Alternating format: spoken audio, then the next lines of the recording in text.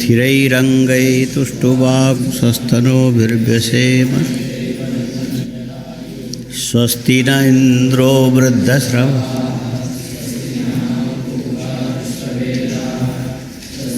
तारिक्षो अरिष्टनेमिः स्वस्ति नो बृहस्पतिर्दधातु। ओम शांति शांति शांति।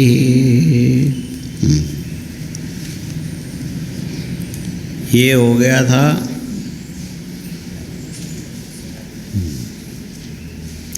हृदिस्था देवता सर्वा हृदि प्राणा प्रतिष्ठिता। सारे देवता हृदय में, प्राण भी हृदय में प्रतिष्ठित है।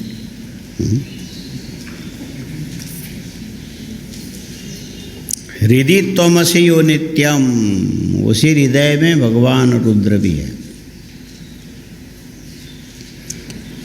और वो रुद्र 3 मात्राओं में स्थित होगा। 3 मात्राओं में विभक्त होकर के बैठा है। और हृदय में ऊपर की ओर सिर है रुद्र का, इसीलिए वो नक्शे की बात बताई थी ना। सामने उत्तर, नीचे दक्षिण, दाहिने पूर्व, बायां पश्चिम। तो रुद्र की भी यही स्थिति है। जो ऊपर की ओर है वही यह उत्तरतः स ओंकारः। सीधा अर्थ है कि ओंकार ही रुद्र का सिर है। ओंकार ही रुद्र का सिर है। यह उत्तरतः शिरो,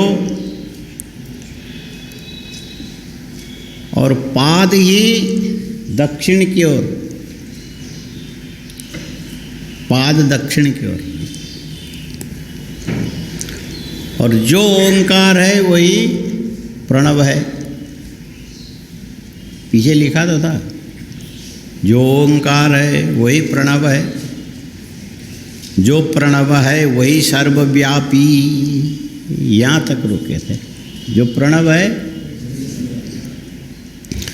अब उसको प्रश्न उठाया कि कस्माद् उच्यते सर्वव्यापी, सर्वव्यापी क्यों बोलते हैं? यस्माद् उच्चार्यमाण एव सर्वान् लोकान् व्याप्नोति स्नेहो यथा पललपिंडमिव। पललपिंड का मतलब उपला होता है। उपला, उपला जानते हो? उपला क्या होता है?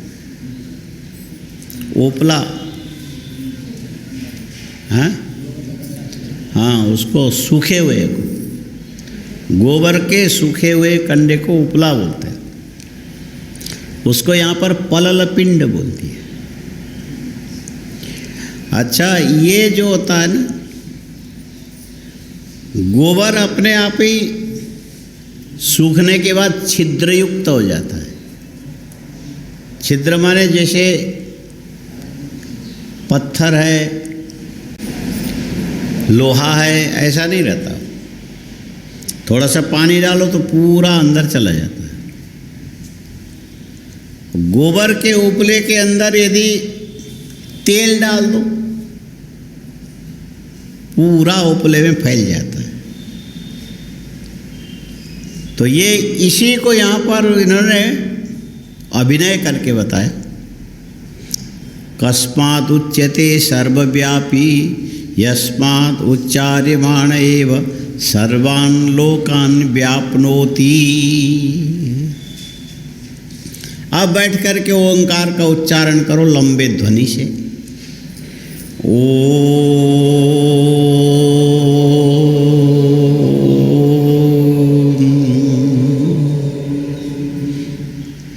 इसमें कितने मात्रा है? 3 मात्रा है। कैसे 3 मात्रा बोलो?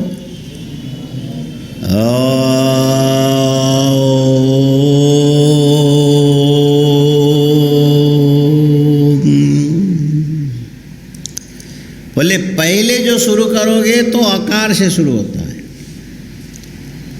ऊपर उठोगे उकार में जाओगे और विराम लोगे मकार में। आकार, उकार, मकार। मकार लिखना, मक्कार मत लिखना। हाँ, आधा क जुड़ गया तो अर्थ बिगड़ जाएगा।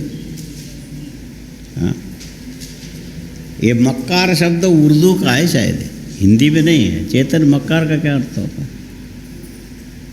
मक्कार नहीं बोलते हैं? हाँ, मक्कार धोखेबाज एक ही अर्थ है कि अलग अलग? जब लोग गुस्से में बोलते हैं तो दोनों ही बोलते हैं। मक्कार, धोखेबाज, थोड़ा अर्थ में फर्क है शायद, ये हिंदी उर्दू का फर्क है जो भी हो। लेकिन उसमें आधा ककार को छोड़ करके केवल मकार ऐसा लिखना है। क्या लिखोगे? मकार। हाँ, अकार, उकारो, मकार। ठीक है। और पहले दिन बताया था कि आकार का माने विश्व, आकार माने विश्व। विश्व की परिभाषा बताई थी। विश्व माने जागृत अवस्था के अनुभूति करने वाले जीव को विश्व कहते हैं। बोलो, जागृत अवस्था की अनुभूति करने वाले जीव को विश्व कहते हैं। और स्वप्न की अनुभूति करने वाले जीव को तेजस बोलते हैं। यह पहले लिखाया था। और सुषुप्ति की अनुभूति करने वाले जीव को प्राज्ञ बोलते हैं। हाँ? तो इसका मतलब जीव मात्र विश्व होता है, जीव मात्र तेजस होता है, जीव मात्र प्राज्ञ होता है। आया समझ? 1 2 3 नहीं, पूरे जीव मात्र। तुम्हारे शरीर में रक्त है। हाँ? तुम्हारे शरीर में रक्त है। रक्त माने लाल होता है। रक्त माने, इसीलिए रक्त पुष्पम, श्वेत पुष्पम, पीत पुष्पम बोलते हैं ना। रक्त माने लाल। और शरीर में जो रक्त होता है ये भी तो लाल ही होता है, इसीलिए इसको रक्त बोलते हैं। लेकिन ये तरल पदार्थ है। रक्त कैसा है? तरल पदार्थ है। और ये तरल पदार्थ शरीर से यदि बाहर निकल गया तो थोड़ी देर में जम जाएगा, बहेगा नहीं। बाहर की हवा लगी, ये तरल से जम जाएगा। अच्छा, कोरोना में यही हुआ कि ये थोड़ा कम करो। कोरोना में यही हुआ कि अंदर ही जमने लग गया, तब आदमी मर गए। और अंदर ये उसमें जठराग्नि की गर्मी से इसमें तरलता बनी रहती है, और तरलता बनी रहती तो इसमें गति होती है। और ये जो रक्त के गति, जो प्रवाह है, यही तुम्हारा जीवन है। और कोरोना काल में इसके अंदर बीच बीच में गांठ पड़ गई, खून जम गया, नसों की गति रोक दी, कहीं फेफड़े में रोक दिया, कहीं हृदय में रोक दिया, कहीं मस्तिष्क में रोक दिया। जहाँ भी रोका वहीं बस उसी से आदमी मर गया। और ये जब तक तरल बना रहे तब तक रक्त प्रवाह चलता रहेगा। रक्त प्रवाह चलता रहेगा तो तुम्हारा जीवन चलता रहेगा, है ना। अच्छा, ये जो रक्त प्रवाह है, ये इसके अंदर छोटे छोटे छोटे छोटे छोटे अनंत कण होते हैं। हाँ? रक्त में छोटे छोटे अनंत कण होते हैं। और ये जितने भी कण हैं ये सब के सब जीव हैं। ये क्या है? जीव है। जैसे नीम के पत्ते को अच्छी तरह से पीस करके पानी में उबालो, और उबालने के बाद कपड़े से छानो, और छानने के बाद गिलास में लेके पीना शुरू करो तो कैसा लगेगा? मज़ा आएगा कि नहीं आएगा? कड़वा कड़वा होगा। और वैसे ही गन्ने के रस को निकाल करके छान करके पीने लग जाओगे तो कैसा लगता है? मीठा लगता है। तो नीम के पत्ते के उबाल करके जो पानी में पीते तुमको कड़वास की अनुभूति होती है, वो एक जगह होती है कि हर कण में होती है? हाँ, एक जगह हो गई कि हर कण में? नहीं समझे? ये जो कड़वास है पानी के प्रत्येक कण में घुल जाता है कि खाली 1, 2, 3 कण में, और एक मीठा, एक सादा, एक ऐसा होता है? प्रत्येक कण में। आया समझ? और गन्ने का रस पियोगे उसमें भी हर कण के अंदर मिठास की अनुभूति होती है। तो इसका मतलब है कि ये जो मिठास नाम की चीज है, ये पानी के तरल पदार्थ से भी अत्यंत सूक्ष्म कई कणों में मिल जाता, जो तुम्हारे जीव को मिठास, कड़वास अथवा खटास की अनुभूति कराता है। और रक्त कण के अंदर भी देखोगे तो ये जो बहने वाले रक्त कण में हर एक कण में जीवात्मा है, हर एक कण में जीवात्मा है। अब ये जीवात्मा शब्द से समझना कि जीव प्राण धारणे धातु है। हाँ, श्वास लेने वाले, आंखें खोलने वाले, आंखें बंद करने वाले, कान से सुनने वाले, जीव का यही मतलब होता है कि प्राण को धारण करके देखे, सुने, बोले, भावना करे, चले फिरे, इस प्रकार के उसको जीव बोलते हैं। प्राण जब तक धारण करोगे तब तक तुम्हारे ये सारे ज्ञान चालू रहेंगे, है ना। तो ये जो रक्त के कण कण के अंदर भी जीव का मतलब है कि ये जीव में सारी चीज़ें हैं। रक्त के कण में सारी चीज़ें हैं। उनको ज्ञान भी होता है, उनको संकल्प भी होता है, उनमें क्रिया भी होती है, उनमें प्रतिक्रिया भी होती है, उनमें गति भी होती है, खाना भी होता है, पीना भी होता है, सब कुछ होता है। लेकिन इनके सारी क्रियाकलाप जो होती है ये उनके स्वतंत्र नहीं होता, तुम्हारे अधीन है। रक्त के कण के अंदर जितने भी जीव हैं, इनका जो भोग है, खाना, ये भोग है। ये क्या है? इसलिए तो कहते घंटी बजी कि नहीं? बोले नहीं बजी। क्यों नहीं बजी? भोग नहीं लगा। हाँ, क्या बोलते? घंटी बजी कि नहीं? क्यों नहीं बजी? क्या भोग क्या होता है भाई? भोग माने भोजन बना करके भगवान के सामने रखा जाता है और भगवान उसको ग्रहण करते हैं। तो भगवान खाली सीधे ही एकदम मुंह लगा करके पी कर, खाली एक भैरव जी हैं उज्जैन में जो पीते हैं, बाकी भगवान नहीं खाते पीते। हाँ, उज्जैन में तुम लोग गए नहीं होंगे, भैरव जी क्या गए थे? हाँ, पिलाया था। हाँ, अब तुम ब्राह्मण जो ठहरे, तुम तो न खाएंगे न खाने देंगे वाली बात। हाँ, न खाएंगे न खाने देंगे। उज्जैन के जो काल भैरव हैं उसमें वो शराब बेचते हैं वहीं पर, और उसको दे दो, प्लेट में पुजारी डालेगा और शंकर जो भैरव जी के मुंह में लगा, और प्लेट में से सुर खींच लेते हैं, पता ही नहीं लगता कहाँ चला जाता। अंग्रेजों ने पीछे मंदिर के पीछे खोद करके भी देखा, कहीं इकट्ठा तो नहीं होता है, कुछ नहीं, भैरव जी पी जाते हैं। तो ये उज्जैन के काल भैरव के अतिरिक्त तो और कोई ऐसे देवता नहीं कि तुम ले जाके भोजन रखोगे, भोग लगाओगे और खाने लग जाए। बाकी जगह के जितने भी भगवान हैं खाते कैसे? बोले देख करके। हाँ, भगवान क्या करते हैं? देख करके। उनके सामने रख दिया, उन्होंने देखा, बस तुम खाली अभिनय करोगे। हे भगवान, हम तो मूर्ख हैं। हाँ, भोग लगाते समय भगवान से कहना चाहिए, क्या बोलना चाहिए? हे भगवान, हम तो मूर्ख हैं। तो वो पूछते तो नहीं है, लेकिन तुमको खुद ही बताना पड़ेगा। मूर्ख माने क्या? बोले हमें कुछ नहीं आता है, हम गोबर गणेश हैं, फिर भी कोशिश तो करते हैं।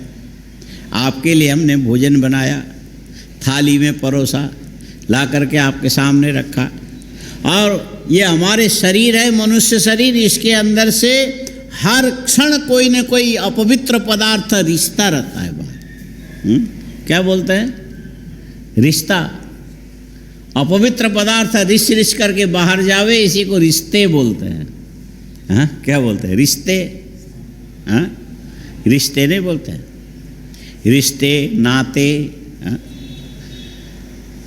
मिश्रा, तुम्हारे पिताजी का क्या नाम है? हाँ? श्री गोविंद दत्त मिश्र तुम्हारे पिताजी का नाम, और माता जी भी होगी, हाँ, कोई नाम उनका भी होगा। और माता पिता से, हाँ, ये क्या तुम्हारा क्या नाम है? अंकुश मिश्र। अच्छा, ये उन दोनों का तुम्हारा क्या संबंध है? बोले ये माता पिता और पुत्र का ये रिश्ता है आपस का। हाँ, क्या हुआ?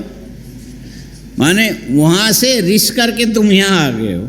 रिश माने क्रोध नहीं, हाँ, वहाँ से निकल के तुम यहाँ आए हो, और यहाँ से आगे पता नहीं कहाँ कहाँ जाओगे, राम जाने। ये रिश्ते गए, रिश्ते गए, रिश्ते गए। हाँ। पानी की, मिट्टी के घड़े में पानी रखा, और वो पानी छोटे छोटे छोटे छिद्र में से बाहर निकलता है, बाहर निकल के ज़मीन में जाएगा। कपड़ा होगा तो उसको गीला करेगा, उधर होगा तो ये एक व्यक्ति से रिश्ते के पता नहीं कितने सारे होते हैं, और इसको मिला करके जो संबंधी है उसको बोलते हैं ये हमारे रिश्तेदार हैं। हाँ? रिश्तेदार माने जो तुम्हारे अंदर है उसको निकाल निकाल के बाद में रिश्ता ही जाएगा। अब मिश्रा बड़ा हो गया, शादी हो गई, तो ये जो माँ बाप उनको क्या करना पड़ेगा? कपड़े खरीदने पड़ेंगे, गहने लेने पड़ेंगे, और वो बहू को देने के लिए उपहार लेने पड़ेंगे। खर्चा होगा कि नहीं होगा? तो ये रिश्ना ही तो है। और घर में आ गए तो फिर अब ज़्यादा अनाज भी रखना पड़ेगा, 4 बर्तन भी बढ़ाने पड़ेंगे, 2-3 जूते भी 2-3 जोड़े बढ़ाने, हर चीज़ बढ़ता चला जाएगा। लेकिन तुम्हारे जेब से क्या जाएगा बोलो? और यदि लड़की होगी तो उसकी भी शादी होगी, वहाँ भी रिश्ते जाएगा, नहीं जाएगा। मकर संक्रांति को भेजो भाई, तिल के लड्डू इत्यादि बना करके, और ये पीछे जो चला गया ना, दिवाली को मिठाई बना के भेजो, ये फलाना करके भेजो। ये रिश्ना ही तो है। ये क्या माने? शादी में, विवाह में, मरण में, अमुक में हर जगह रिश्ता ही चला जाता है। कुछ ना कुछ निकल के जा, और मर भी जाए तो भी वहाँ कुछ ना कुछ रिश्ता ही है। लकड़ी ले जाना पड़ेगा, ओपले ले जाने पड़ेंगे, आग ले जाने पड़ेंगे, मिट्टी के घड़ा ले जाना पड़ेगा, जलने के बाद ठंडा करना, ये सारा क्या है? रिश्ता नहीं है। और ये असंबद्ध व्यक्ति ये काम नहीं करते, संबद्ध करते, इसीलिए इसको क्या बोलते हैं? रिश्ता बोलते हैं। क्या बोलते हैं? और भगवान को भोग लगाते समय भगवान से कहते महाराज कृपा करना, ये जो हमारे शरीर के अंदर से भी कुछ न कुछ रिश्ता ही रहता है। इसीलिए समय समय पर साबुन लगा के हाथ धोना चाहिए, यहाँ से कुछ रसायन रिश्ता है। और ये जो मनुष्य के शरीर से रिश्ने वाली जो चीज़ है, ये देवताओं को अच्छा नहीं लगता है। अच्छा लगता है? देवताओं को अच्छा नहीं लगता है, और वो उनकी प्रकृति में ऐसा नहीं है। मान लो भैंस के चमड़ी के पत्तल बना करके उसके ऊपर यदि हलवा परोस दिया जाए, तुम खाओगे कि नहीं खाओगे? हाँ, भैंस के ताजे ताजे चमड़ी के ऊपर यदि तुमको हलवा परोस करके दे दिया जाए, चम्मच दे दिया जाए, ले खा लो, खाओगे? बुरा लगेगा। अच्छा चलो, भैंस के चमड़ी में नहीं खाओगे, गधे के चमड़ी में खाओगे, घोड़े के चमड़ी में खाओगे? नहीं अच्छा लगेगा। खाली एक बात होती है, कोई कछुआ मर गया हो और उसके पीठ की हड्डी जो निकल के अलग होती है, और उसको ले जा करके खड्डे के अंदर सोडा और नमक के साथ दबा दिया जाता है और पानी डाला जाता है। तो सोडा नमक के साथ ये पानी में पकते पकते पकते पकते ये एकदम कठोर न कटने वाली जो चीज़ है ना, ऊपर के छिलका छिलका रह जाता है, अंदर का मसाला निकल जाता है। फिर बाद में लेके उसको साफ करते हैं। कई प्रक्रिया से साफ करने के बाद ये जो कछुए की पीठ की जो हड्डी है, उसको उसमें जल लेकर के पितरों को तर्पण किया जाता है, ऐसा विधान है। वो पितर तृप्त होते हैं, कछुए की पीठ के हड्डी के ऊपर लेकर के तर्पण देते हैं। दूसरा है ये जो गैंडे की जो चमड़ी है ना सूखी हुई, उस पर जल लेकर के पितरों को तर्पण करो तो उनको अच्छा लगता है। अच्छा, जब पितरों को अच्छा लगा तो यही चीज़ देवताओं को देने लग जाओ तो देवता कहेंगे नहीं, हमको अच्छा नहीं लगता है। हाँ, देवताओं को अच्छा नहीं लगता है। और जो ब्राह्मण होगा धोती पहनेगा, जो ब्राह्मण होगा धोती पहनेगा। बोलो, जो ब्राह्मण होगा, सब लोग बोलो, जो ब्राह्मण होगा धोती पहनेगा, और जो धोती नहीं पहनेगा उसको क्या बोलोगे? जो ब्राह्मण होगा धोती पहनेगा, जो धोती नहीं पहनेगा वो ब्राह्मण नहीं होगा। हैं? जो धोती नहीं पहनेगा, बोलो चेतन, वो ब्राह्मण नहीं है। और धोती ना पहने कुछ तो पहनता होगा, यदि कुछ भी ना पहने तो नागा बाबा होगा वो। कुछ भी ना पहने क्या बोलेंगे? नागा बाबा। और धोती की जगह वो जीन्स कैप पैंट होता है ना, वो पहने तो फिर वो ब्राह्मण नहीं है वो। हाँ, ब्राह्मण धोती पहनेगा। और तुम भी जब घर जाने लगते हैं तो ब्राह्मण बन के थोड़ी जाते हो। खाली गलती से तुम ब्राह्मण के लड़के हो गए हो, और घर जब जाने लग जाओगे तो फिर वही जीन, क्या, और उसके बाद ऊपर भी पता नहीं कैसा, और एक काला सा चश्मा, उस दिन बाल भी अलग ढंग से। कई लोग जब यहाँ छुट्टी घर जाने लगते हैं तो यहाँ से निकल के जब चलने लगते सड़क में दिखाई पड़ते तो हम पहचानते नहीं ये विद्यार्थी की कौन है, और उस समय ये मान लेते कि ये ब्राह्मण नहीं है। ये क्या है? हाँ, ये ब्राह्मण नहीं है। हाँ, इसको क्या बोलना चाहिए? इसको ये ब्राह्मण जैसे तो लगते हैं लेकिन ब्राह्मण है ही नहीं, बिल्कुल भी नहीं। इनके कपड़े से पता ही नहीं लगता कि ये ब्राह्मण नहीं है ना। जो ब्राह्मण होगा धोती में होगा, जो ब्राह्मण होगा कुर्ते में होगा, और ब्राह्मण से जो इतर होगा दूसरे ढंग से कपड़े पहनेंगे। आया ना समझ? दूसरे जो होंगे, माने कपड़े से पहचान में आता है कि ये ब्राह्मण नहीं है। धोती ब्राह्मण को ही अच्छा लगेगा, और ये जो दूसरे कपड़े पहनेंगे इसको ऐसे तो बटन वटन क्या क्या बना होता है, सब लगाता, और उसके साथ एक चमड़ी के बेल्ट भी लगाना पड़ता है, और उसको ले जाके ऐसा करके फंसाना होता है क्योंकि वो नीचे उतर गया। और इतना करने के बाद भी कपड़े वाले भी वो लोग नंगे ही होते हैं। कपड़े वाले भी नंगे होते हैं। कई लोग आते हैं ऐसा पहन करके और नमस्कार करते हैं, झुकते हैं तो पीछे हाथ रखते हैं वो पेंट के ऊपर। ऐसा झुकते ही वो आधा से नीचे जो राजा दरवाजा दिखाई देता है। हाँ, वो कपड़ा ही ऐसा है, क्या करोगे? हाँ, और जो मोटा आदमी पहने तो पूछो मत।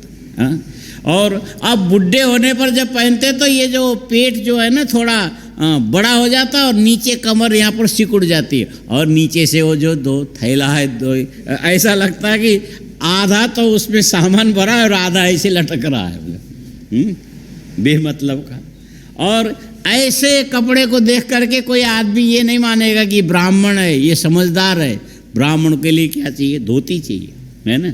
और ब्राह्मण यदि चमड़े का बेल्ट पहन करके भोजन करने के लिए बैठ जाए तो समझ लेना चाहिए कि ब्राह्मण नहीं है, शूद्र कल्प है। यद्यपि ये होता है, जैसे मृगचर्म है, मृगचर्म यदि पका हुआ होगा उसको तुम बिछा करके स्वाध्याय कर सकते हो, शास्त्र अध्ययन कर सकते हो, योगाभ्यास कर सकते हो, जप कर सकते हो, तप कर सकते हो। लेकिन व्याघ्रचर्म और मृगचर्म बिछा करके कभी सोना नहीं चाहिए, और व्याघ्र चर्म मृगचर्म बिछा के कभी भोजन नहीं करना चाहिए, है ना। ये उसके काम का नहीं है। वहाँ तो केवल धोया हुआ धौत वस्त्र जो बोलते हैं ना, इसी को धौत। ये हमने एक आदमी से कहा कि ये जो दरी जैसा जो तुम पहनते हो इसका, बोले इसमें सुविधा है। बोले क्या सुविधा है? बोले इसको तुम पहनने के बाद जीवन भर कभी भी ना धो तो भी चलेगा। हाँ, वो जीन्स के पैंट वगैरह जो होते हैं उसको लोग धोते नहीं हैं। हमने कहा फिर तो बड़ी अच्छी बात है, बिना धोए चलता है। बोले उसमें कुछ होता ही नहीं है। हाँ, हमने कहा फिर उसको खोले बिना तुम पेशाब करो। हाँ, जब बिना धोए चलता है, खोले बिना ऐसा करते हो क्या? चलो पेशाब तो एक तरल पदार्थ हो गया, और खोले बिना तुम दूसरा भी कर लो। हाँ, जब धोना ही ना पड़े फिर क्या? अच्छा, तुम्हारे लिए चल सकता है, लेकिन ऐसी चीज़ें लेकर के दूसरे के पास में जा कर के बैठोगे तो उसको अच्छा लगेगा कि बुरा लगेगा? वो स्वयं को भले अच्छा लगे, दूसरों को अच्छा नहीं लगता है। ठीक इसी प्रकार मनुष्य के शरीर के अंदर से निकलने वाला जो रसायन है ये देवताओं के लिए अस्पृश्य होता है। कैसा? अस्पृश्य होता है, छूने लायक नहीं होता है। और तुमने भोजन बनाया, हलवा बनाया, मटर पनीर की सब्जी बनाई, थाली में रखी, कटोरी में रखी, भगवान के सामने ले जाके रखा, तुम्हारे हाथ का स्पर्श होने से, हाथ के रसायन जाकर के उसके साथ मिला हुआ होने से ये जो भोजन है देव भोग्य नहीं कहलाता है। हाँ, देवताओं के योग्य वो नहीं है। इसीलिए देव भोग्य बनाने के लिए क्या करना चाहिए? तो बोले शास्त्र वचन के हिसाब से भगवान शंकर को भोग लगाते हो तो उसमें बेलपत्ती रख लो और उसमें तुलसी पत्र रखो और फूल के पंखुड़ी से ढक दो और ढकने के बाद उसमें तुम हाथ पे जल ले लो। जल ले करके उसको फिर मंत्र से पवित्र करो। पवित्र करके भगवान शंकर को भोग लगाते हो, गायत्री मंत्र बोल करके वो पानी छिड़क दो। किस पर? भोजन में। और ये पानी छिड़कने का मतलब ये हुआ कि अब जो हमारे शरीर के स्पर्श होने से जो भोजन में अपवित्रता, देवता के अयोग्यता जो बन गई थी, उसको योग्य बनाया किसने?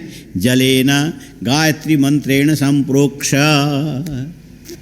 इसके बाद भी मनुष्य के खाने योग्य जो अन्न होता है देवताओं के काम का नहीं होता। देवता अमृत भोजी होते हैं। अब उसको क्या करना चाहिए? ये जो हाथ जो है ना,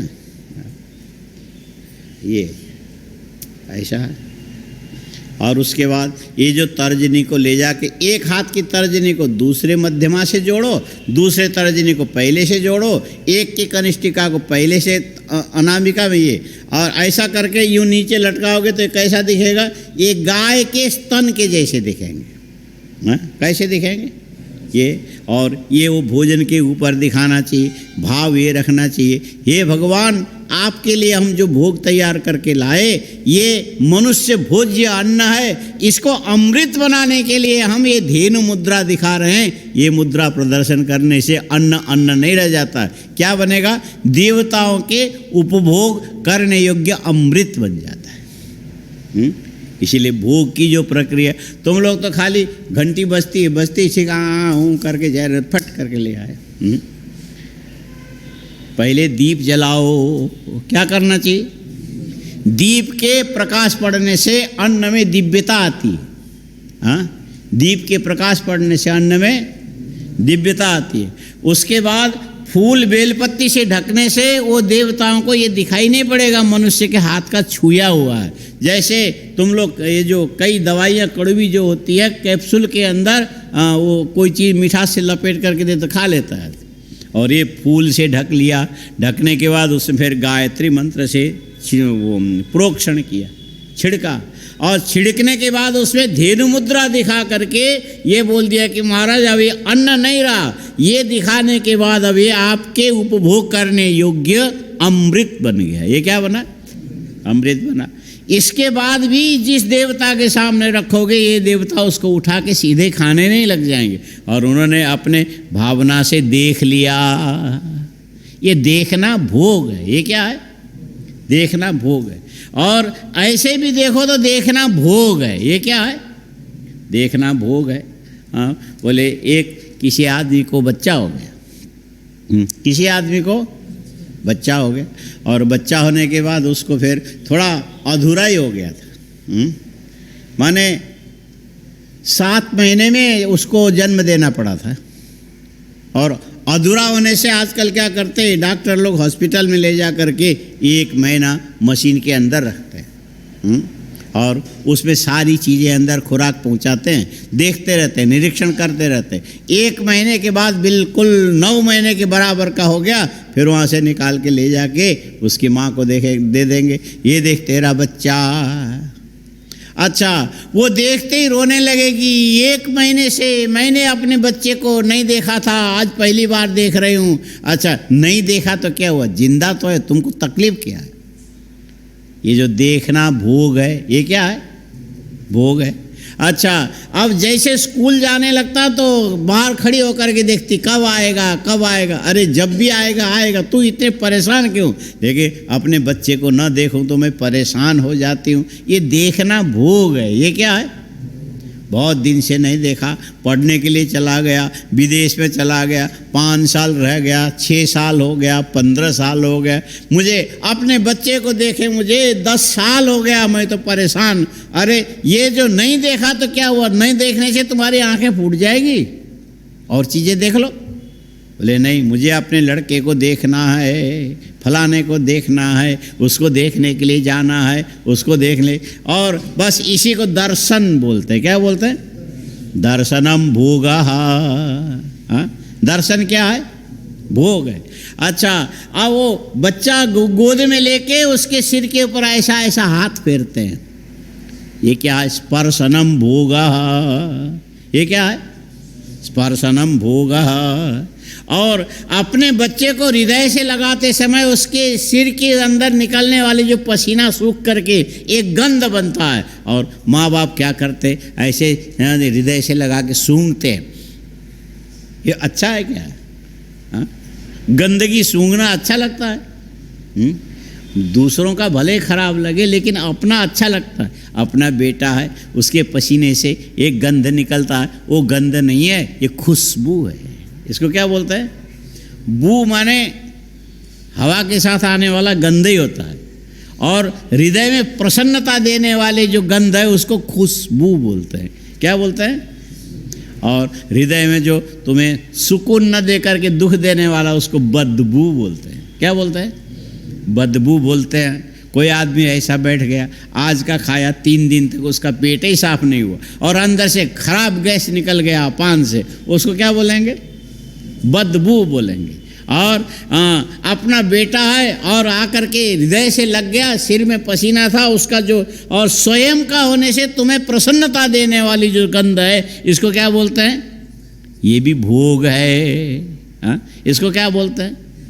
जो अच्छे सुगंध वाली चीज़ लेकर के नाक के पास लगाते हो, ये भी भोग है। बच्चे को हृदय से लगाते हो, उसका सिर सूंघते हो, ये भी अपने आप में भोग है। देखना भी भोग है, सुनना भी भोग है, छूना भी भोग है, और बोलना भी भोग है। बोलना भी, जो बोलने वाले को यदि 4 दिन बोलने को न मिले, अंदर ही अंदर कूड़ने लग जाता है। उसको खाने को दे दो, पीने को दे दो, सोने, यदि बोलने को नहीं मिला तो अंदर ही अंदर परेशान हो जाता है। और उससे कहोगे कैसा, क्या चल रहा है? अरे ये जीवन क्या है? मरना जैसा है। जीवन क्या? मरना जैसा है। बोलने को न मिले, विशेष करके माइयों को यदि बोलने को न मिला तो मर जाएगी वैसे। हाँ, माने घर में कोई माई ज़्यादा उद्दंडता मचावे तो उसको कुछ करने की ज़रूरत नहीं, थप्पड़ मारने की ज़रूरत नहीं। हाँ, सब लोग सलाह करके बोलो कि इससे कोई नहीं बोलेगा। वो इधर से आवे तो तुम इधर मुंह करो, वो कुछ बोले तो सुनो मत, बिल्कुल एकदम चुप होके। अच्छा, ये जो बोलने चालने का कोई सुनने वाला ना हो, बोलने, वो फिर जाके कुएं में सीधे गिर जाएगी, मर जाएगी। ये बोलना भी भोग है, सुनना भी भोग है। हाँ? बोलना भी, खाना भी भोग है, बोलना भी भोग है, सुनना भी। ये जितने भी शरीर के अंदर प्राण के संचार होने से बनने वाले जो क्रियाकलाप है, इन सबको भोग बोलते हैं। क्या बोलेंगे? भोग बोलते हैं। भगवान के सामने ले जा करके जो भोजन रख दिया, और हम ये मानते हैं कि भगवान ने देख लिया, दर्शन कर लिया, इसका मतलब है इस भोजन को भगवान ने भोग लगा लिया। क्या बोलते हैं?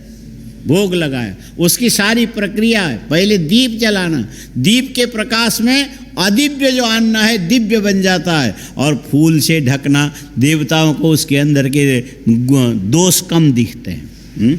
दोष न दिखने से भी वस्तु में एक प्रकार के स्वाद की दिव्य अनुभूति होती है। जैसे समझो राजभोग, क्या बोलते हैं? खाया? कैसा होता है राजभोग? कैसा होता है राजभोग? कैसा होता है मिश्रा? वो तेरी जहर है। अच्छा, हम रंग को लेकर पूछ रहे हैं। हाँ, हाँ, तो अंग्रेजी का बच्चा है, येलो बोलता है। हाँ, राजभोग पीला होता है, ठीक है, और उसके अंदर केसर डालते हैं, और थोड़ा सा कुछ ऐसा वो जो मेवा भी डालते हैं, और ऊपर से चाशनी में डुबाया होता है, चाशनी में पकाया हुआ होता है। पहले उसको दूध को फाड़ करके, गाय के, थोड़ा गाय ज़्यादा भैंस के, ऐसे मिला करके दूध को फाड़ के छेना बना के गोल गोल ऐसा मसल के फिर चाशनी में उबालते हैं। लगता है 1 घंटे करीब उबलने में लगता है, तब खिल करके राजभोग सामने आया, ठंडा किया, तुम्हारे सामने रखा। अच्छा, और ये जो राजभोग है देखने में गोल होना चाहिए, खिला हुआ होना चाहिए, जालीदार होना चाहिए, स्पंज वाला होना चाहिए, और रंग भी अच्छा होना चाहिए, उसमें गुलाब जल सुगंधी भी होनी चाहिए। और ये सारी चीज़ें लेके और जब मुंह के अंदर रखोगे तो गोलाई बनी रहेगी कि बिगड़ेगी? जब चबाओगे, चबाए बिना रस आता है। और मुंह में लेकर के चबाने लगे चबाने लगे चबाने लगे, इतने में पीछे से आके किसी ने एक मुक्का मारा कस के, हाँ, फट से नीचे बाहर गिर गया। अच्छा, बाहर गिरते ही वो जो राजभोग का शकल सूरत जो बनेगा वो कैसा लगेगा? अंदर का भी बाहर आ जाएगा, हाँ, अंदर वाला भी। और जब नीचे निकलोगे तब कैसा लगता है? चबा के निकलो।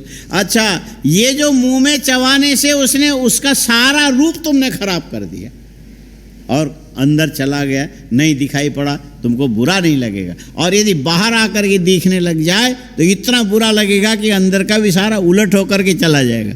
और ऐसे जो मनुष्य ने भोजन तैयार किया और भगवान ने पुष्प बेलपत्ती तुलसी के बिना यदि देख लिया, उनको भी ऐसा लगेगा, तेरी ये मनुष्य ने छू दिया, गंदी सी चीज़ ला के रखा, उनको भी उल्टी होने जैसी हो, और वो न होने पाए, इसलिए पुष्पेण आच्छाद्य दीपम प्रज्वाल्य, पुष्पेण आच्छाद्य गायत्री मंत्रेण संप्रोक्ष। जिस देवता को भोग लगाओगे उसी के गायत्री मंत्र उच्चारण करके जल को छिड़कने के बाद फिर धेनु मुद्रा दिखा करके उस अन्न को तुमने अमृत बनाया। अमृत बनाने के बाद फिर तुम थोड़ी देर आंख बंद करके पर्दा लगा के, देवताओं को थोड़ा शर्म आता है, बोलो, देवताओं को शर्म आता है, बोलो, देवताओं को शर्म आता है।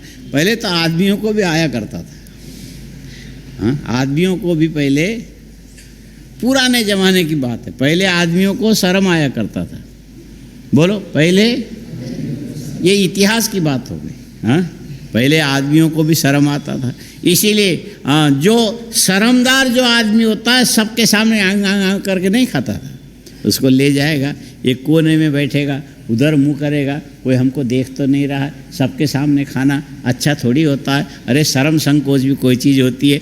ऐसे अब वो जो आदमी में तो ये रहा नहीं, आदमी तो जा करके चलते चलते बाजार में गोलगप्पा खाता हुआ घूमता है। आदमी तो माने पहले आदमी को भी थोड़े बहुत शर्म होता था, हाँ, पहले।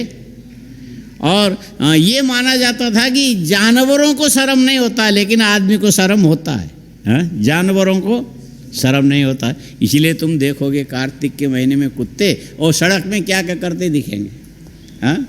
और बकरी को देखोगे वैसे ही, और गाय को देखोगे, उनको शर्म नहीं आता। और आदमी को ये सारे व्यवहार करते समय उनको सबसे बचने की ज़रूरत पड़ती थी, ये पुराने ज़माने की बात है। और आजकल ज़रूरत, पुराने माने सत्ययुग में मनुष्यों को शर्म आता था, बोलो, और कलयुग में किसी को शर्म नहीं आता। लेकिन देवताओं को अभी भी शर्म आता है, मान के चलना चाहिए, क्योंकि देवता हमारे पूज्य हैं, उसमें जितने भी अच्छे लगने वाले सारे गुण होने चाहिए। इसीलिए हम थाली में भोग लगाएंगे, भोजन रखेंगे तो वहाँ पर्दा लगा करके और बाहर बैठ करके ऐसा हाथ जोड़ करके ध्यान करना कि देवता अपने दृष्टि के द्वारा हमारे द्वारा रखा गया जो निवेदनीय जो भोजन है, निवेदन करने योग्य को नैवेद्य बोलते हैं, हाँ? निवेदन करने योग्य, देवताओं को निवेदन करने योग्य को नैवेद्य। तो ये भाव मन में रखना कि भगवान इसको ग्रहण कर रहे हैं, हाँ? भगवान इसको ग्रहण कर रहे हैं। एक समय के बाद फिर भगवान को थोड़ा इशारा किया, महाराज अब आपका भोजन पूरा हो गया होगा, इसीलिए थोड़ा इशारा करके ताली बजाना। क्या करना? धेनु मुद्रया मृतिकृत्य ग्रास मुद्रया, ये भावना करना कि भगवान एक ग्रास ले रहे हैं, दूसरा ले रहे हैं, तीसरा ले रहे, तुम्हारी भावना ही उनका भोग है, वो भगवान को उठा के खाने की ज़रूरत नहीं है। और इसके बाद ताली बजा के, महाराज अब सावधान हो जाओ, हम आपको हाथ धुलाने के लिए आ गए। भोजन की थाली खींची और उसके बाद फिर आचमनीयम, पुनराचमनीयम, मुख प्रक्षालनम, हस्त प्रक्षालनम, पाद प्रक्षालनम, ये सब करके अब ये जो भोजन के बाद तो आपके हाथ में अन्न का रस यदि कोई होगा तो उसको शुद्धिकरण के लिए ये दोनों अंगुलियों में चंदन लगा के छिड़क दिया, महाराज अब आपका हाथ शुद्ध हो गया, पवित्र हो गया, निर्मल हो गया। इस ढंग से भगवान को भोग लगाया जाता है। भगवान को भोग लगाया जाता है। इसमें कितने चीज़ें सामने आती है? दृष्टि भोग है, क्या है? और श्रवण करना भोग है, सूंघना ये भोग है, चखना ये भोग है, छूना ये भोग है। और कई बार ऐसा एक आदमी कहता, स्वामी जी ने कहा, हाँ शिष्य जी, सेवक जी, बोलिए क्या बात है? हाँ देखिए जी, बात ऐसी है जी, आज भंडारा है और हमको सबको दक्षिणा देना है, आपके पास यदि नई गड्डी हो तो दे दो। लेकिन नई गड्डी की क्या जरूरत है? सबको दक्षिणा देना है, तुम्हारे पास पुराने हैं? बोले हाँ, वही दे दो। अरे जो 20 रुपये का नोट पुराना हो तो 20 में ही चलेगा, नया हो तो 20 में ही चलेगा, 21 में चलेगा क्या? नया 21 में चलता है? हाँ, मिश्रा नया नोट 100 रुपये का 101 में चलेगा, 100 में जाएगा। और पुराना कितने में जाएगा? 90 में जाएगा, 100 में जाएगा। फिर भी आदमी क्या कहता, नहीं जी नहीं, नया देने का अलग ही मजा है। नया जो देना है ये भी भोग है। ये क्या है?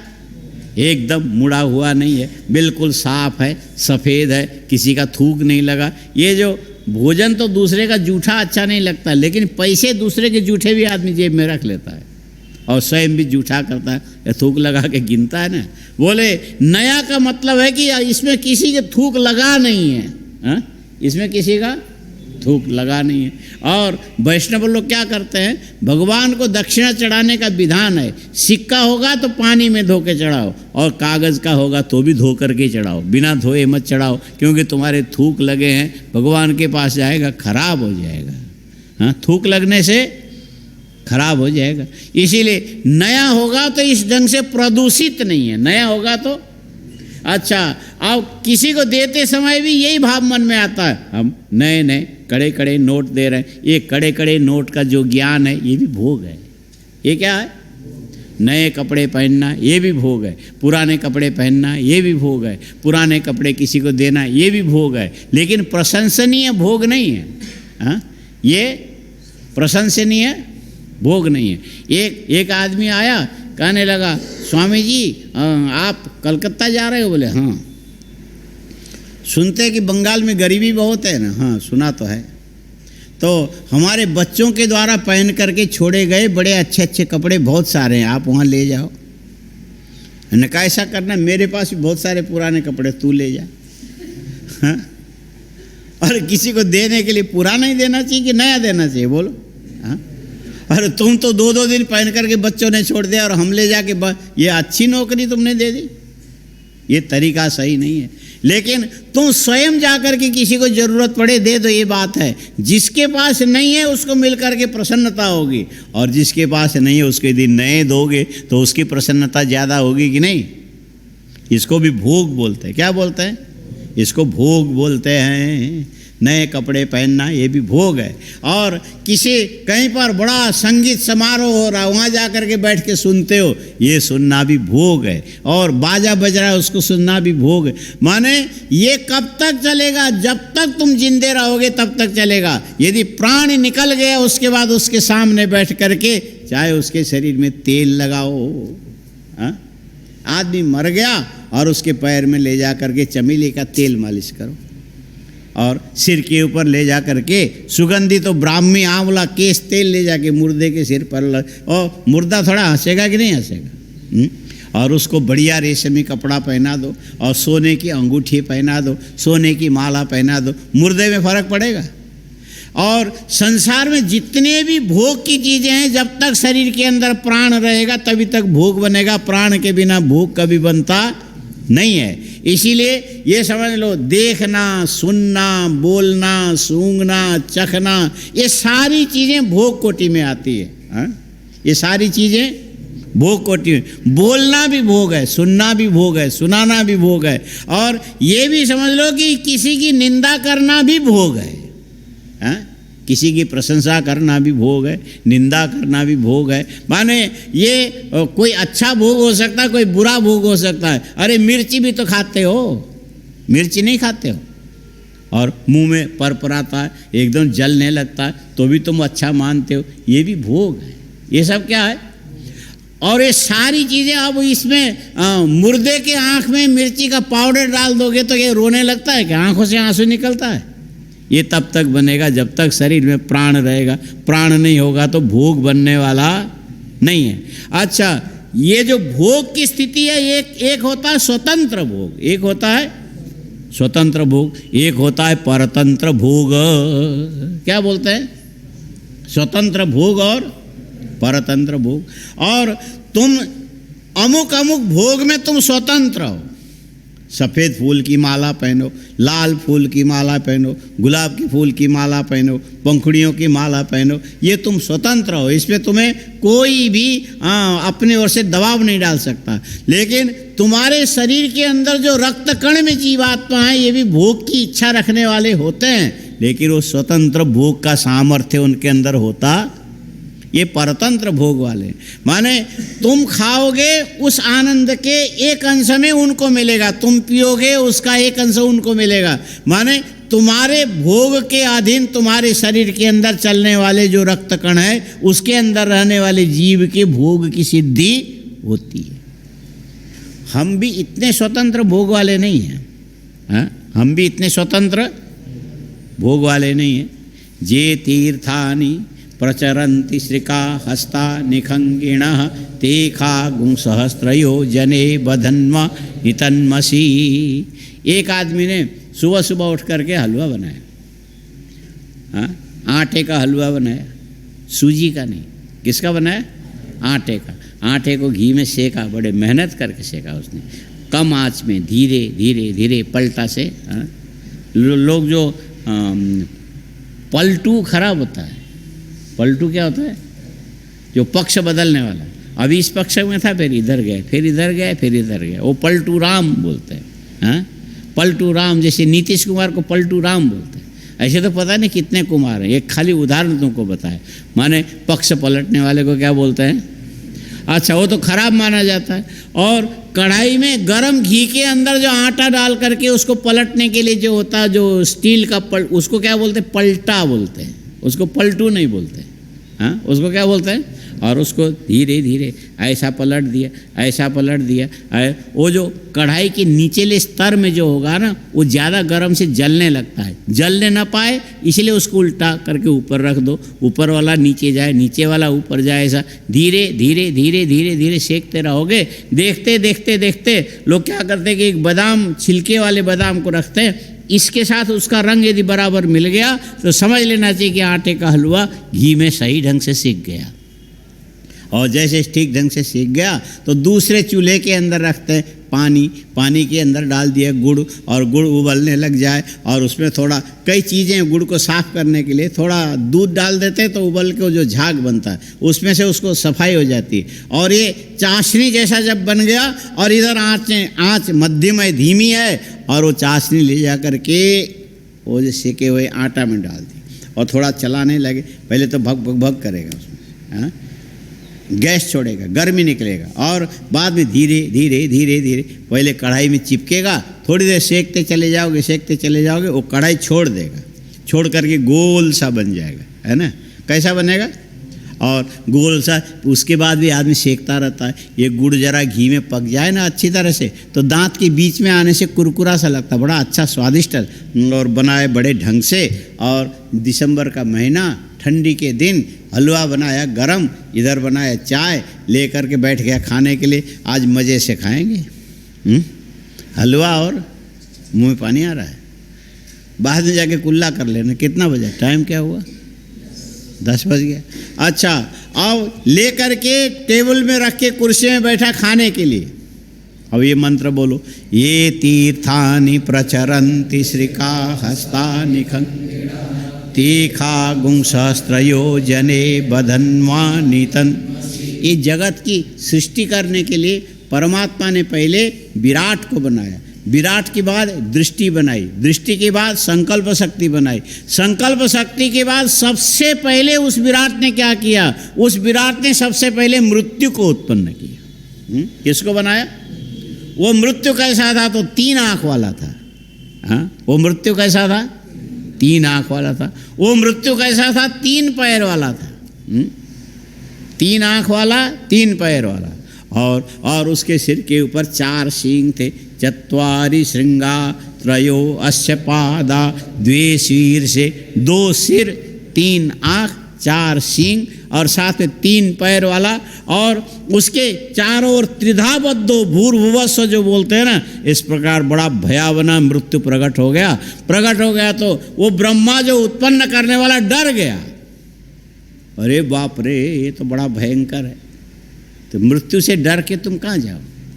वो मृत्यु सूक्ष्म रूप लेकर के सीधा ब्रह्मा जी के अंदर ही प्रविष्ट हो गया। अब ब्रह्मा जी को डर तो चला गया, लेकिन उसकी शुरू हो गई, हर श्वास में आयु क्षय हो रहा है, हर श्वास में आयु, मरना तो है एक दिन। तुम चाहे चाहो चाहे नहीं चाहो, मरना तो पड़ेगा कि नहीं? हाँ, तुम्हारे न चाहने से कोई भोजन तुम अच्छा नहीं लगेगा करके छोड़ दोगे, लेकिन अच्छा नहीं लगता करके मरना छोड़ सकते हो? मरना ही पड़ेगा, और कोई उपाय नहीं। और ये मृत्यु क्या करता है कि तुम्हें सूचना दिए भी नहीं आता है। कितना मेहनत से हलवा बनाया, कितने मेहनत से तुमने ये जो चाय बना ली, और कुर्सी के ऊपर बैठे, टेबल भी एकदम शीशा रखा हुआ, साफ स्वच्छ, ठंडा पानी भी रखा, बाद में ज़रूरत पड़े तो पी लेंगे, और तैयारी करके बैठे, हाथ में जल ले करके। यदि तुम संस्कार वाले होंगे तो ये बोलोगे अमृतोपस्तरणमसि, ये सब कर रहे थे। इतने में एक बार एक हिचकी आई, एक हिचकी आने के बाद जो अंदर की हृदय की गति रुक गई, ऊपर का श्वास ऊपर, नीचे का श्वास नीचे। अब खा लोगे कि नहीं खाओगे? हाँ, मृत्यु जब आएगी तुम्हें ये नहीं बोलेगी, बेटा जिससे तुमने कर्जा लिया उसको दे दो। इतने देर के लिए हम 2 मिनट रुक जाते हैं, जो वसीयत लिखना हो लिख दो, साइन करना हो कर लो, टिकट लगाना हो लगा लो, और जो कुछ करना, तब हम तुमको ऐसा बोलेंगे। पता नहीं क्या क्या कल्पना करके तुम तीर्थ में होते हो, खाने के लिए बैठे रहते हो, माता की गोद में बच्चा बैठा रहता है, लेकिन ये जो मृत्यु के तीर निकल के जो चलेगा तो तुम्हें कोई काम थोड़ी देर के लिए भी मोहलत नहीं देगा, बस आया खट से ले, देर नहीं लगता। ये मृत्यु क्या चीज़ है? ये रुद्र का रूप है। ये कितने हैं? असंख्य है। इसीलिए ये जो रुद्र को असंख्यात रुद्र बोलते हैं। कितने रुद्र? कितने? सबसे पहले तो एक रुद्र है, उसके बाद 100 रुद्र हैं, और उसके बाद 11। एक रुद्र बदल के कितने बन गए? 11। 11 बदल के कितने बन गए? 100। 100 बदल के कितने बन गए? सहस्त्र। सहस्त्र के बाद ये रुद्र कितने हो गए?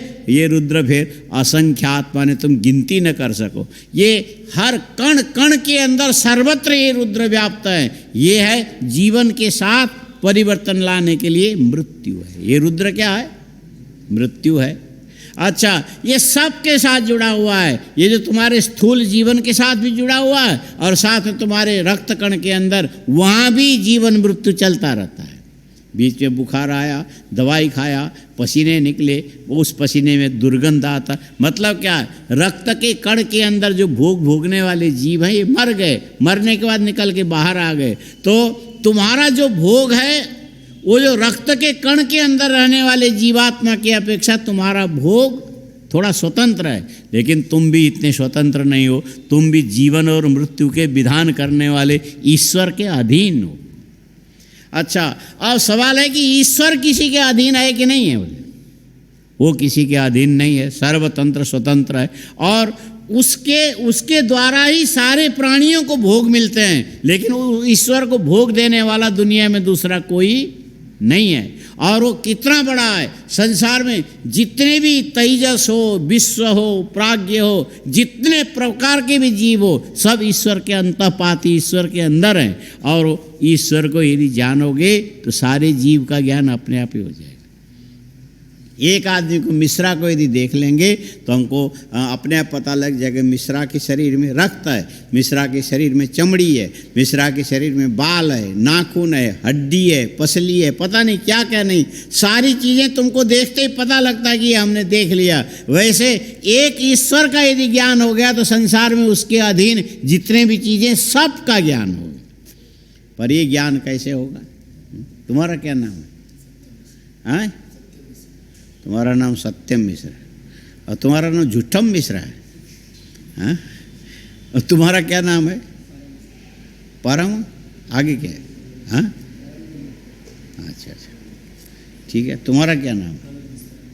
अनुज मिश्रा। यह मिश्रा ही ज़्यादा है, ठीक है। ये आश्रम में सब मिश्रा ही मिश्रा रहो, दाल चावल रोटी सब्जी सब मिश्रा ही तो है, और क्या। हाँ, तो ये जो नाम लेने से पता लगता है, एक व्यक्ति की आकृति सामने आती, नाम लेने से व्यक्ति की अंकुश कहने से ये दिखेगा, और हर्षित कहने से ये दिखेगा, पता नहीं क्या करने से ये सब नाम लेते ही व्यक्ति सामने आ जाते हैं। ठीक इसी प्रकार और ईश्वर सामने आवे इसके लिए क्या चीज़ है, तो बोले ओंकार है। हाँ, ईश्वर सामने आवे इसके लिए क्या है? जैसे व्यक्ति के नाम लेने से व्यक्ति का बोध होता है, और ठीक इसी प्रकार ओंकार के उच्चारण कर लेने से क्या होता है? ईश्वर का ज्ञान होता है। और उस ईश्वर का थोड़ा सा अच्छी तरह से चिंतन करने लग जाओगे तो मालूम पड़ेगा ये पूरा का पूरा चराचर जगत कैसा है, ये मानो सूखे हुए गोबर के उपले के समान है। कैसा है? और ओंकार का उच्चारण करके फिर उसके अर्थ का चिंतन करोगे। जैसे उपले में तेल डाल दोगे तो वो तेल एक एक कण कण के अंदर फैल जाता है। ओंकार का उच्चारण करके अकार उकार मकार विश्व तेजस प्राज्ञ विराट हिरण्यगर्भ ईश्वर के अर्थ के रूप में चिंतन करने लग जाओगे। चिंतन करते करते तुम्हारी चेतना पूरे चराचर जगत में ऐसे व्याप्त हो जाएगी जैसे उपले के अंदर तेल व्याप्त होता है। जैसे उपले के अंदर, और ऐसी व्यापकता रूपी ज्ञान प्रदान करने वाला होने से देखो यहाँ लिखा है अथ कस्माद् उच्यते सर्वव्यापी। बोलो, अथ कस्माद् उच्यते सर्वव्यापी यस्माद् ओंकार के उच्चारण करने मात्र से सर्वान् लोकान् व्याप्नोति। अर्थ ज्ञान के द्वारा सारे चराचर जगत में उसकी चेतना व्याप्त हो जाती। और कैसे, तो बोले स्नेहो यथा पलल पिंडमिव। और जिस वस्तु का ज्ञान हो, पलल पिंड माने वही गोबर का उपला, उसमें तेल पड़ने से जैसे एक एक कण कण में तेल व्याप्त हो जाता है, वैसे ही ये जो ओंकार के उच्चारण करके अर्थ का चिंतन करने लग जाओगे, एक एक कण कण में तुम्हारी चेतना जाके व्याप्त हो जाएगी। सर्वत्र इसी का अर्थ विद्यमान है। और उस अर्थ पर यदि स्थित रह करके विचार करने लग जाओगे तो ऐसा लगेगा वो जो अर्थ कैसा है, शांत रूपम ओतश्च प्रोतश्च अनुप्राप्तो व्यतिशक्तस्त तस्मात्। माने ये ज्ञान ओंकार के अर्थ का ज्ञान यदि सही तरीके से तुमको ऐसा हो गया, अंदर अनुभूति का विषय बन गया, तो याद रखना पूरे चराचर जगत में जितने भी वस्तु मात्र हैं वो सब तुम्हारी बुद्धि का विषय अपने आप ही हो जाएगा। अनुशक्तो व्याप्तश्च। बोलो, अथ कस्मात् उच्यते सर्वव्यापी यस्मात् उच्चार्यमाण एव सर्वान् लोकान् व्याप्नोति स्नेहो यथा पललपिंडमिव शांतरूप ओतप्रोतमनुप्राप्तो व्यतिशक्तस्य तस्मात् उच्यते सर्व। इसीलिए ओंकार को सर्वव्यापी बोला जाता है। ये बैठोगे, सुनोगे, उसके बाद घड़ी देखोगे कब पूरा होगा, फिर यहाँ से निकल के चलें, यहाँ तो यही होगा। लेकिन एक पेड़ के नीचे अथवा कहीं एकांत में बैठ करके इसको कम से कम 108 बार पढ़ो। कितने बार? अथ कस्मात् उच्यते सर्वव्यापी यस्मात् उच्चार्यमाण एव सर्वान् लोकान् व्याप्नोति स्नेहो यथा पललपिंडमिव शांतरूप मोत प्रोत अनुप्राप्तो व्यतिशक्तश्च तस्माद् उच्यते सर्वव्यापी। अथ कस्माद् उच्यते सर्वव्यापी यस्माद् उच्चार्यमाण एव सर्वान् लोकान् व्याप्नोति स्नेहो यथा पललपिंडमिव शांतरूप मोत प्रोत अनुप्राप्तो व्यतिशक्तश्च तस्माद् उच्यते सर्वव्यापी। अथ कस्माद् उच्यते सर्वव्यापी यस्माद् उच्चार्यमाण एव सर्वान् लोकान् व्याप्नोति स्नेहो यथा पललपिंडमिव शांतरूपम ओतप्रोतमनुप्राप्तो व्यतिशक्तश्च तस्मात्। 108 बार इसी ढंग से खुद बोलोगे, खुद सुनोगे, खुद बोलोगे, खुद सुनोगे, तो ये अथर्वण मंत्र है। इसमें पूरे चराचर जगत के शब्द के अर्थ के सार छिपे हुए, और ये तुम्हारे बुद्धि में यदि बराबर बैठ जाए तो कहीं किसी के सामने बोलोगे तो बकवास नहीं करोगे। हाँ, किसी के सामने बोलोगे तो, और इस प्रकार के अनुष्ठान जिसने नहीं किया बोल लेगा, बोल लेगा ऐसे माइक लगते धड़ धड़ धड़ धड़ चिल्लाना शुरू करेगा, पता नहीं क्या क्या बोलेगा, बोलता ही चला जाएगा, रुकेगा ही नहीं, घंटी बजाने पर भी नहीं रुकेगा, माइक बंद करना पड़ता है। हाँ? उससे पूछो क्या बोला, हाँ? क्या बोला, यही बस, अरे वो ऐसे थे, उन्होंने ऐसे खाते थे, ऐसा खिलाया, ये हमको याद है फला, अरे ये दुनिया भर के मरने दो, इसमें कोई तथ्य नहीं। हाँ, ये तथ्य, वाणी में तथ्य आता है मंत्रों के द्वारा, वाणी में तथ्य आता है, और मंत्र में तथ्य आता है आवर्तन के द्वारा, आवर्तन में तथ्य आता है अर्थ ज्ञान के द्वारा, अर्थ ज्ञान में तथ्य आता है कि उस अर्थ को निरंतर ध्यान के द्वारा बुद्धि में लाकर स्थित करोगे तब फिर तुम्हारे बोलने का कोई अर्थ निकलेगा। हाँ, ये आदमी, ये विद्वान बोल, मूर्ख बोल रहा है और विद्वान बोल रहा है, दोनों में क्या फर्क है? मूर्ख बोल रहा है, विद्वान बोल रहा है, उसमें दोनों में क्या फर्क है? बोल मिश्रा, क्या फर्क है? मूर्ख बोलेगा तो पदवाक्य प्रमाण पारवारिण बोलेगा, और जो विद्वान बोलेगा तो, अरे सीधी सी बात है, बोल, जो मूर्ख बोलेगा चिड़िया जो ची ची ची ची ची ची करते रहते, क्या अर्थ समझ में आया? कुछ नहीं। वैसे आदमी भी घंटों भर बोलता है लेकिन कुछ समझ में नहीं आता है। हाँ, इसीलिए बोलता ही जाता, सुनने वाले सुनते ही जाते, बोलते ही जाते, सुनने वाले, कोई मतलब नहीं है। हाँ, इसीलिए ये जो वाणी का सार मंत्र है, मंत्र का सार वाचो ऋग्रसः ऋचः सामरसः सामनः उद्गीतर, अंत में जाके सबका सार ओंकार, उसका सार, उसका अर्थ ब्रह्म होता है, और वो यदि हृदय के अंदर आ गए तो सर्वसार है। और इसको व्यक्त करने के लिए तदनुरूप यदि कोई शब्द सामने निकला तो कहना पड़ेगा कि ये विद्वान बोल रहा है, कि दृग् विद्वान बचो ब्रूते अर्थवत। हाँ, विद्वान क्या बोलता है? बोले जिसमें कोई प्रयोजन है, जिसमें कोई अर्थ है, जिसमें कोई हित छिपा हुआ है, ऐसी बातें विद्वान बोलेगा। और दिन भर बोलता रहेगा, मूर्ख है वो। क्या बोलता है? जो दिन भर बोलता रहे उसको क्या बोलना चाहिए? फिर से बोले, जो दिन भर बोले, बिना मतलब का बोले, बोलता ही चला जाए, रुके ही नहीं, और उसको क्या बोलना चाहिए? फिर से बोलो, जो बोलता ही रहे, दिन बिना समझे बोले, बिना जाने बोले, बिना प्रसंग के बोले, बोलना है तो बोलना है बस। हाँ, क्या बोलना? बोले हल्दी के 10 सींग हैं, क्या मतलब? हल्दी के 10 सींग हैं, अरे क्या बोल रहे हो? अरे हल्दी जो होते हैं ना, उसकी गांठ नहीं होती है, और एक इधर निकला, एक इधर निकला, एक इधर निकला, एक, अरे उसके 10 सींग है तो क्या तुम्हारे सिर पर लगा है क्या? तुमको मारने के लिए आए कि किस लिए बोल रहे हो? इसका प्रयोजन क्या है? कई लोग बोलना है इसीलिए बोलते हैं, बस, इसका कोई प्रयोजन नहीं है। मुखमस्तीति वक्तव्यम दश श्रृंगा हरितकी, बिना मतलब का जो बोलना, ये मूर्ख का काम है। और ये शब्द क्या है? शब्द है मूर्ख शब्द है, लेकिन हिंदी में आकर के बन गया मूर्ख। बोले तू अपने खुले हुए मुंह को बंद करके रख। मूर्ख का मतलब क्या है? तू फालतू बातें बोल रहा है, अपने खुले हुए ये मुंह को बंद करके रख, इसी अर्थ में वो बोलते तू मूर्ख। तू मूर्ख, समझ में आया? यदि नहीं आता है तो मत बोलो। हाँ, नहीं आता है तो मत बोलो। और कई बार ऐसा होता है कि आता तो नहीं लेकिन लगता है कि नहीं मैं जानता हूँ, दूसरा कौन जानता है, वाह हा हा, फिर भी मूर्ख। हाँ, तू अपना मुंह अभी बंद करके।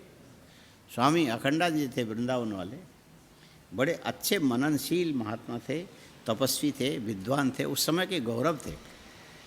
तो बॉम्बे में एक बार उन्होंने दक्षिण भारत से वेद मंत्र उच्चारण करने वाले विद्वानों को बुलाया। प्रेमपुरी आश्रम में कार्यक्रम रखा तो वहाँ जो माइयाँ जो सुबह उठ करके जो सत्संग से पहले शांति पाठ ओम सन्नो मित्रः सम वर्षों से करती रही, और स्वामी जी ने कहा आज तुम लोग नहीं पाठ करो। स्वामी जी हम इतने 50 साल से पाठ कर रहे हैं, आज कैसे? आज मत करना, ये पंडित लोग चले जाए उसके बाद करना। बड़े उदास हो गए। इतने बड़े विद्वान पंडितों के सामने हम बोल नहीं सके, नहीं मत बोलना। उनके जाने के बाद जब ये बोलने लगे तो स्वामी जी हंसने लगे। तुम जितना जानते हो, जिस ढंग से बोलते हो, उसकी अपनी सीमा है। और ये पंडितों ने वेद मंत्रों में जितना परिश्रम किया है वो तुम्हारी बोली सुन करके इस आश्रम की भी और साथ में हमारी भी बदनामी होगी। उनके सामने तुम्हारा उच्चारण किसी काम का नहीं हो। ठीक है। वो बिहार में लोग बोलते हैं, हे भगवान भेजो पकवान, नहीं तो सतुए पिसान। हाँ, सुना है? कभी बिहार में गए हो? वो जो दिन भर खेत पे काम करके आके बैठ, हे भगवान भेजो पकवान, भूख तो लगी है, हे भगवान पकवान भेजो, नहीं तो कोई बात नहीं सत्तू ही भेज दो, आटा ही भेज दो। हाँ, कुछ नहीं होगा तो सत्तू ही पिसान। ये तो कोई विद्वानों के मुख से निकली हुई सही बात सुनने को न मिले तो ठीक है, जैसा बोलते हो वो भी ठीक है। हाँ, जैसा बोलते हो वो भी ठीक है, नहीं होने से तो ये भी ठीक है। जैसे गुरुर ब्रह्मे गुरुर विष्णु गुरुर्देवो महेश्वरे, यहाँ जो बोलते हो ना, क्या बोलते हैं? गुरु ब्रह्मे गुरु विष्णु गुरुदेवो महेश्वरे। अच्छा, अब तुम सोचोगे वाह वाह वाह, हम तो संन्यास आश्रम में आते हैं, इतने साल से आते हैं, ये हमको याद है, हम पूरे रुद्री बोल जाते हैं, अभिषेक करते हैं, जल चढ़ाते हैं, हमारे जैसा कौन है दुनिया में? ठीक है, तुम्हारे जैसा कोई नहीं है। तुम्हारे जैसे दुनिया में क्या बोलना चाहिए? वो कहेगा हमारे जैसा दुनिया में कौन है, हम ये कहेंगे तुम्हारे जैसा दुनिया में कोई नहीं है। फिर से बोलो, वो क्या बोलेगा?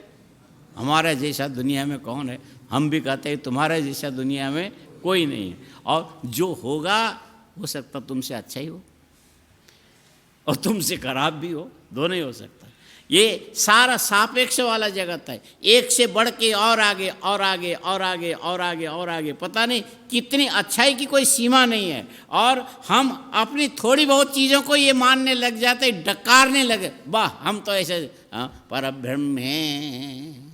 वो मुंह देख करके उच्चारण करने वाला सही ढंग का जो विद्वान होगा, उसके जो ओठ नीचे लटक के गुरु साक्षात परम ब्रह्म है तस्मै श्री गुरवे नमः, वो सोच के ठीक है भाई। शूद्र से बहुसती गिरह, जैसे शूद्र के मुख से निकलने वाले वेद वाक्य की शोभा नहीं होती है, ऐसे कई जगह उदाहरण दिया। इसीलिए हम जितना जानते हैं खराब नहीं है, लेकिन इससे और अच्छा, इससे और अच्छा, इससे और अच्छा, अच्छाई की कोई अंतिम सीमा नहीं है। अंतिम सीमा है तो अच्छाई की अंतिम सीमा परमात्मा। अच्छाई की अंतिम सीमा क्या है?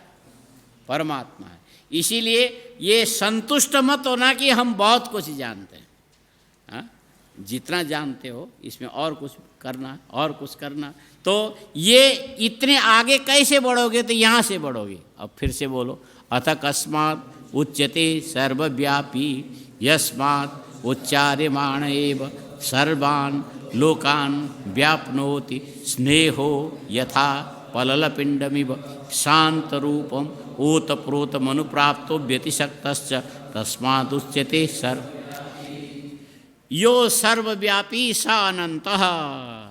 जो सर्वव्यापी है वो अनंत है। वो अनंत किसको बोलते हैं? इसकी परिभाषा आगे लिखा है, अथ कस्मादुच्यते अनंतः यस्मात् उच्चार्यमाण एव तीर्यग् ऊर्ध्वम् अधस्ताच्च अस्यांतो नोपलभ्यते तस्मात् उच्यते। ये अनंत की जो व्याख्या है फिर कल करेंगे। ओम पूर्णमदः पूर्णमिदं पूर्णात् पूर्णमुदच्यते पूर्णस्य पूर्णमादाय पूर्णमेवावशिष्यते। ओम शांति शांति शांति। शंकरं शंकराचार्यं केशवं बादरायणं सूत्रभाष्यकृतौ वन्दे भगवन्तौ पुनः पुनः ईश्वरो गुरुरात्मेति मूर्तिभेदविभागिने व्योमवद्व्याप्तदेहाय दक्षिणामूर्तये नमः। ओम शांति शांति शांति। ओम नमः पार्वती।